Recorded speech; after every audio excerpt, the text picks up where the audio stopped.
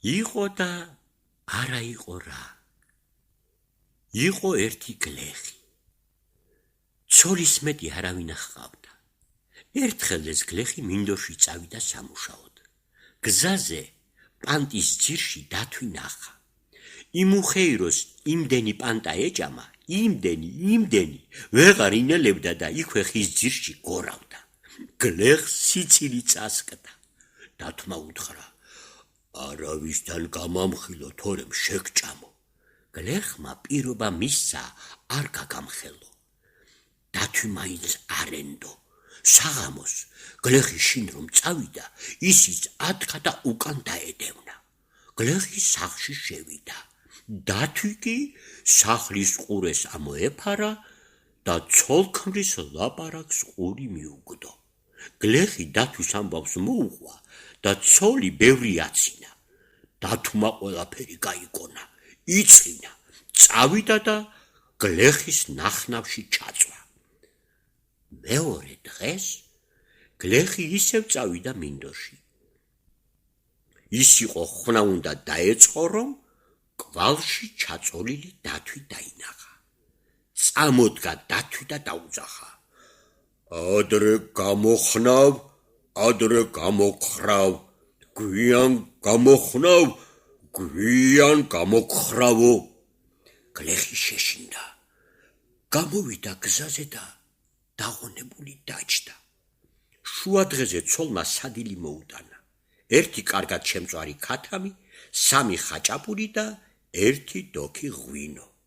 გლეხმა უთხრა ცოლს: რამე სადილება ქალო, დათვი ყანაში ჩაწოლილია და ასე მეუბნება: ადრე გამოხნავ, ადრე გამოგხრავ, გვიან გამოხნავ, გვიან გამოგხრავო.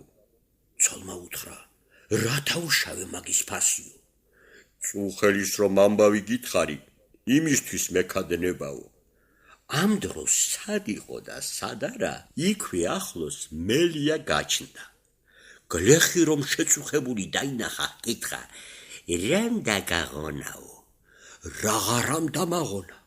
აგერ ნახნავში დათვი წევს და შეჭმას მიპირებსო. მაშინ მელიამ უთხრა: თუ მაგ ქათამსა და ხაჭაპურებს მაჭმევ, მეგიშველიო. გლეხმა მიუგო, ოღონდ მიშველე და ღვინო ჩემი ფეშკაში იყოსო. დაჯდა მელია და გემრიელად შეექცა საჭმელს. როცა ყველაფერი გაათავა, გლეხს უთხრა: შენ წადი და დათვის ახლოს დაიწყე ხნა. მე პატარა სერზე გავალ.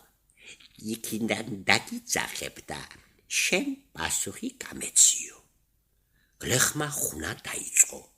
მელია ავიდა სერზე და იქიდან გადმოსძახა: კაცო, შენ რა იყო, რაო? 3 წლის დათვის კვალი ხომ არ გინახავს? ხელმწიფე მოდის თავისი ჯარით და მისი ნახვა უნდაო. დათვი შეეხვეწა გლეხს: ასე უთხარი, არ მინახავს თქო. არა, არ მინახავსო, დაუძახა მელიას გლეხმა. მაშეგ რა არისო? გლეხი დაეკითხა დათვს: რა უპასუხო? დათვმა უთხრა: ჯირკია თქო. ეს ჯირკია, ჯირკი, უპასუხა მელიას გლეხმა. თუ ჯირკია, ურემზე დაუდევო. დასვდა გლეხი დათვს, ის კი თვითონ შეგორდა ურემზე. მელიამ ისევ გამოსძახა: აბა დააკარი ეგ ჯირკი ურემზეო. გლეხმა დათვი ურემზე თოკით დააკრა. მელიამ ერთი ესეც შესთხოვა: აბა უცულის ყურეო. გლეხმა დასცხო ცული დათვს და სული გააფრთხობინა.